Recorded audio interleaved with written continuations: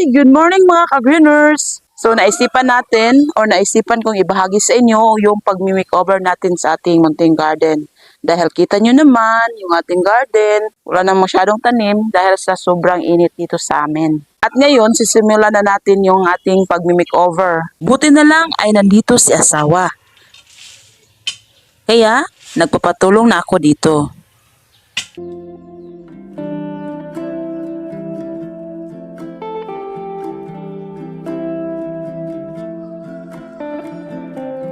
Diyan natin ilalagay ang mga coco shells planter natin kung saan ang mga litos ang nakatanim. Itong upuang ito, so dito ko ihilera ang ibang litos natin.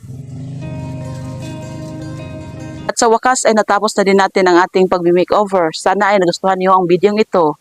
Don't forget to like and subscribe. Thank you for